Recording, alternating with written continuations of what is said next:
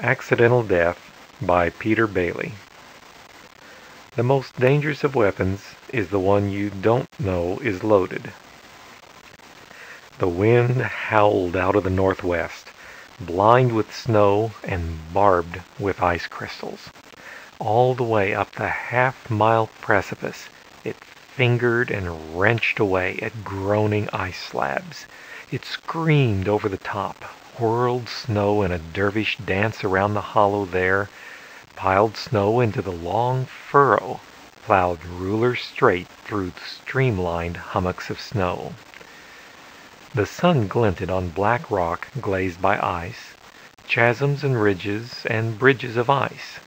It lit the snow slope to a frozen glare, penciled black shadow down the long furrow, and flashed at the furrow's end on a thing of metal and plastics, an artifact thrown down in the dead wilderness.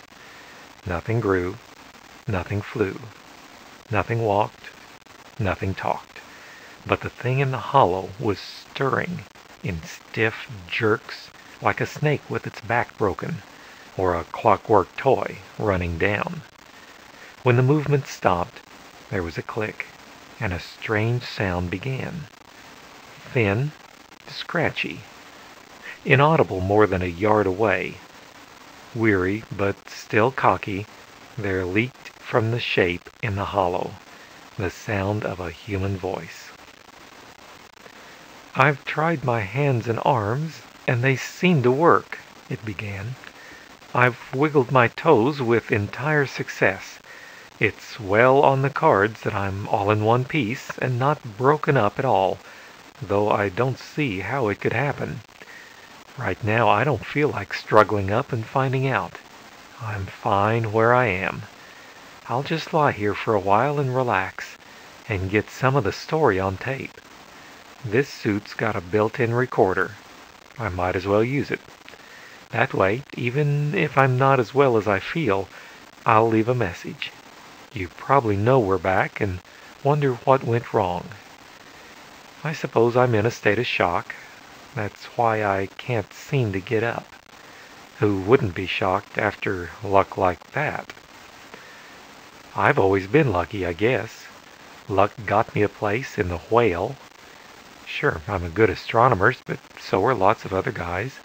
If I were 10 years older, it would have been an honor being picked for the first long jump in the first starship ever. At my age, it was luck. You'll want to know if the ship worked. Well, she did. Went like a bomb. We got lined up between Earth and Mars, you'll remember, and James pushed the button marked jump. Took his finger off the button, and there we were, Alpha Centauri. 2 months later your time, 1 second later by us. We covered our whole survey assignment like that, smooth as a pint of old and mild, which right now I could certainly use. Better yet would be a pint of hot black coffee with sugar in. Failing that, I could even go for a long drink of cold water. There was never anything wrong with the Whale till right at the end, and even then I doubt if it was the ship itself that fouled things up. That was some survey assignment. We astronomers really lived. Wait till you see. But, of course, you won't. I could weep when I think of those miles of lovely color film all gone up in smoke. I'm shocked, all right. I never said who I was. Matt Hennessy from Farside Observatory, back of the moon. Just back from a proving flight, cum astronomical survey in the starship Whale. Whoever you are who finds this tape, you're made. Take it to any radio station or newspaper office. You'll find you can name your price. And don't take any wooden nickels. Where had I got to? I told you how we happened to find Chang, didn't I? That's what the natives call it. Walking, talking natives on a blue sky planet with 1.1 G gravity and a 20% oxygen atmosphere at 15 psi.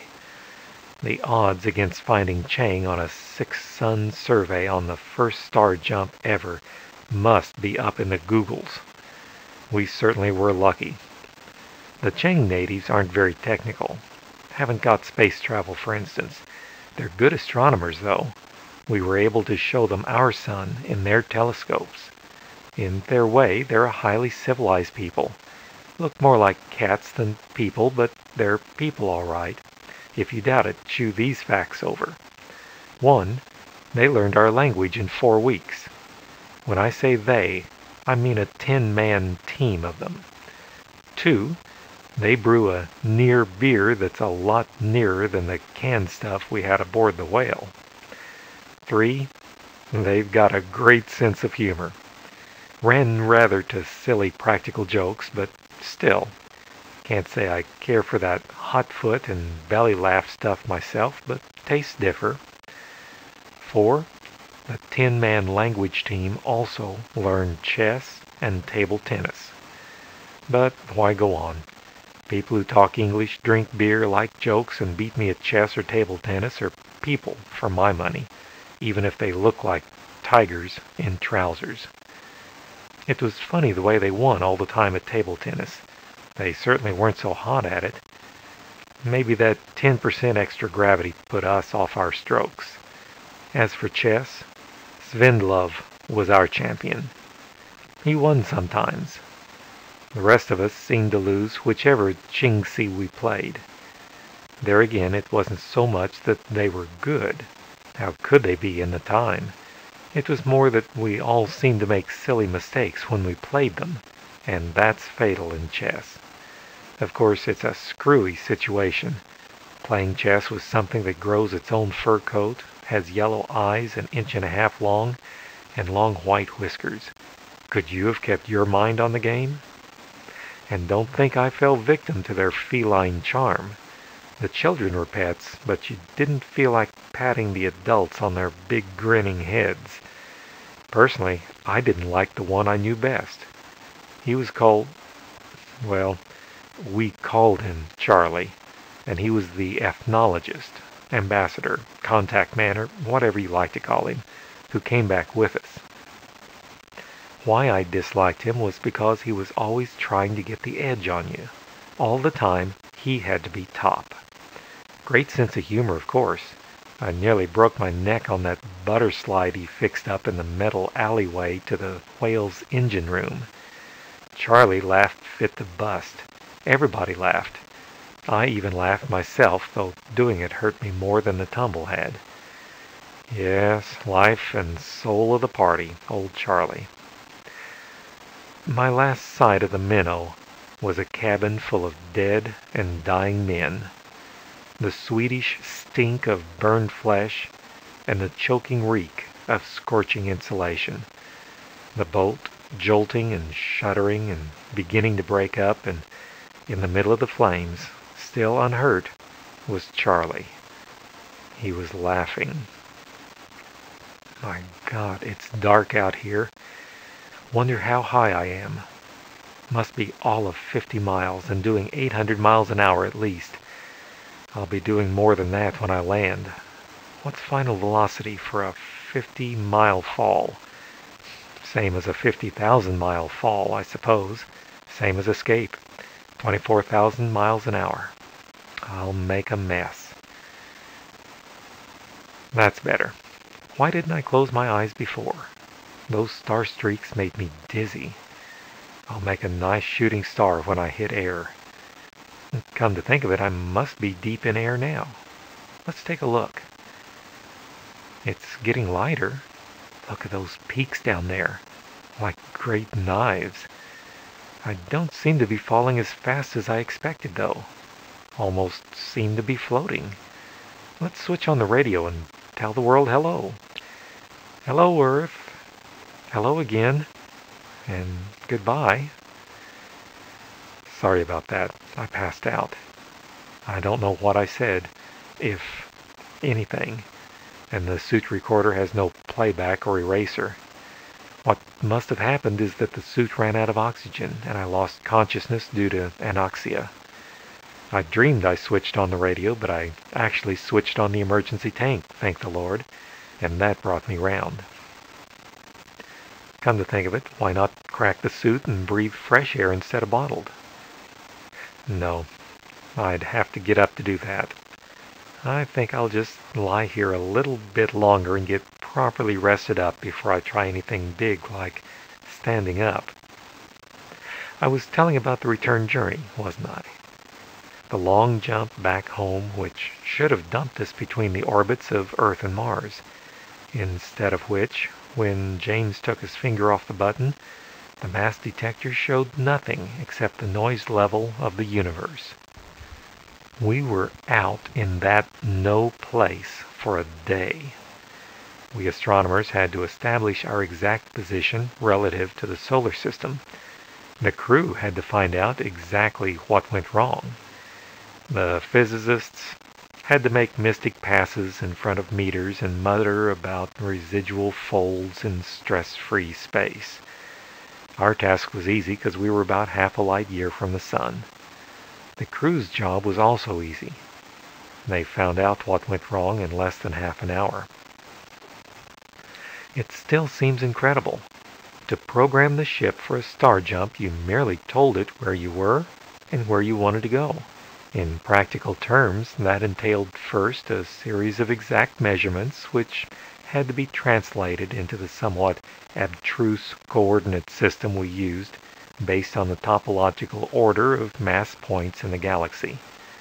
Then you cut a tape on the computer and hit the button. Nothing was wrong with the computer. Nothing was wrong with the engines. We'd hit the right button and we'd gone to the place we'd aimed for. All we'd done was aim for the wrong place. It hurts me to tell you this, and I'm just attached personnel with no spaceflight tradition. In practical terms, one highly trained crew member had punched a wrong pattern of holes on the tape. Another, equally skilled, had failed to notice this when reading back. A childish error, highly improbable, twice repeated, thus squaring the improbability. Incredible, but that's what happened. Anyway, we took good care with the next lot of measurements. That's why we were out there so long. They were cross-checked about 5 times. I got sick, so I climbed into a spaceship and went outside and took some photographs of the sun, which I hoped would help to determine hydrogen density in the outer regions. When I got back, everything was ready. We disposed ourselves about the control room and relaxed for all we were worth. We were all praying that this time nothing would go wrong, and all looking forward to seeing Earth again after 4 months subjective time away, except for Charlie, who was still chuckling and shaking his head, and Captain James, who was glaring at Charlie and obviously wishing human dignity permitted him to tear Charlie limb from limb.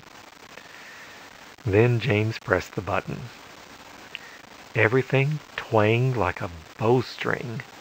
I felt myself turned inside out, passed through a small sieve, and poured back into shape. The entire bow wall screen was full of Earth. Something was wrong all right, and this time it was much, much worse. We'd come out of the jump about 200 miles above the Pacific, pointed straight down, traveling at a relative speed of about 2,000 miles an hour.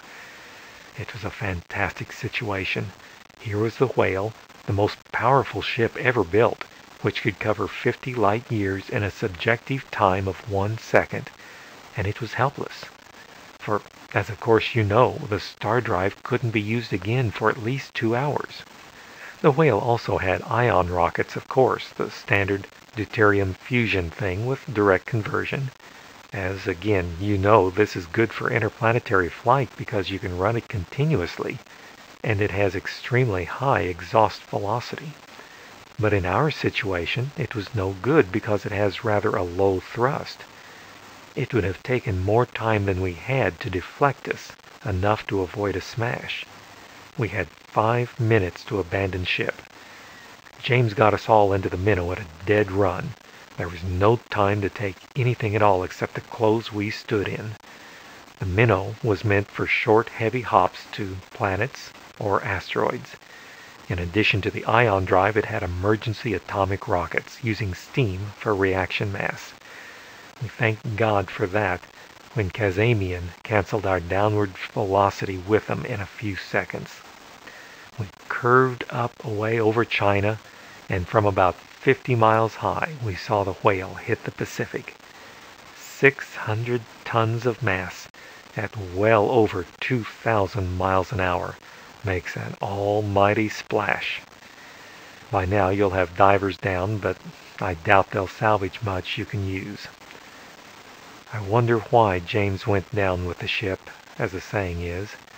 Not that it made any difference. It must have broken his heart to know that his lovely ship was getting the chopper. Or did he suspect another human error? We didn't have time to think about that, or even to get the radio working. The steam rockets blew up. Poor Kazamian was burnt to a crisp. The only thing that saved me was a spacesuit I was still wearing. I snapped the faceplate down because the cabin was filling with fumes. I saw Charlie coming out of the toilet. That's how he'd escaped. And I saw him beginning to laugh. Then the port side collapsed, and I fell out. I saw the launch spinning away, glowing red against a purplish black sky. I tumbled head over heels towards a huge, curved shield of Earth 50 miles below. I shut my eyes, and that's about all I remember. I don't see how any of us could have survived. I think we're all dead. I'll have to get up and crack this suit and let some air in, but I can't. I fell 50 miles without a parachute. I'm dead, so I can't stand up. There was silence for a while except for the vicious howl of the wind. Then snow began to shift on the ledge. A man crawled stiffly out and came shakily to his feet. He moved slowly around for some time. After about 2 hours, he returned to the hollow, squatted down, and switched on the recorder. The voice began again, considerably wearier. Hello there. I'm in the bleakest wilderness I've ever seen. This place makes the moon look cozy. There's precipice around me every way but one, and that's up. So it's up I'll have to go till I find a way to go down. I've been chewing snow to quench my thirst, but I could eat a horse. I picked up a shortwave broadcast on my suit, but couldn't understand a word. Not English, not French, and there I stick. Listened to it for 15 minutes just to hear a human voice again. I haven't much hope of reaching anyone with my 5 milliwatt suit transmitter, but I'll keep trying. Just before I start the climb, there are 2 things I want to get on tape. The first is how I got here. I've remembered something from my military training when I did some parachute jumps. Terminal velocity for a human body falling through air is about 120 miles per hour. Falling 50 miles is no worse than falling 500 feet. You'd be lucky to live through a 500-foot fall, true, but I've been lucky. The suit is bulky, but light, and probably slowed my fall. I hit a 60-mile-an-hour updraft this side of the mountain, skidded downhill through about half a mile of snow, and fetched up in a drift. The suit is part worn, but still operational. I'm fine. The second thing I want to say is about the Chingsi, and here it is. Watch out for them. Those jokers are dangerous. I'm not telling how because I've got a scientific reputation to watch. You'll have to figure it out for yourselves. Here are the clues. Number 1, the Chingsi talk and laugh, but after all, they aren't human. On an alien world 100 light years away, why shouldn't alien talents develop? A talent that's so uncertain and rudimentary here that most people don't believe it might be highly developed out there. Number 2, The whale expedition did fine till it found Chang. Then it hit a seam of bad luck. Real stinkin' bad luck that went on till it looks fishy. We lost the ship. We lost the launch. All but one of us lost our lives. We couldn't even win a game of ping pong. So what is luck, good or bad? Scientifically speaking, future chance events are by definition chance. They can turn out favorable or not. When a preponderance of chance events has occurred unfavorably, you've got bad luck. It's a fancy name for a lot of chance results that didn't go your way, but the gambler defines it differently. For him, luck refers to the future, and you've got bad luck when future chance events won't go your way. Scientific investigations into this have been inconclusive, but everyone knows that some people are lucky and others aren't. All we've got are hints and glimmers, the fumbling touch of a rudimentary talent. There's the evil eye legend and the Jonah, bad luck bringers. Superstition? Maybe. But ask the insurance companies about accident prones. What's in a name? Call a man unlucky and you're superstitious. Call him accident prone and that's sound business sense. I've said enough. All the same, search the spaceflight records. Talk to the actuaries. When a ship is working perfectly and is operated by a hand-picked crew of highly trained men in perfect condition, how often is it wrecked by a series of silly errors happening one after another in defiance of probability? I'll sign off with two thoughts, one depressing and one cheering. A single Chingsi wrecked our ship and our launch. What could a whole planet full of them do? On the other hand, a talent that manipulates chance events is bound to be chancy. No matter how highly developed, it can't be surefire. The proof is, I've survived to tell the tale. At 20 below zero and 50 miles an hour, the wind ravaged the mountain. Peering through his polarized visor at the white waste and the snow-filled air howling over it, sliding and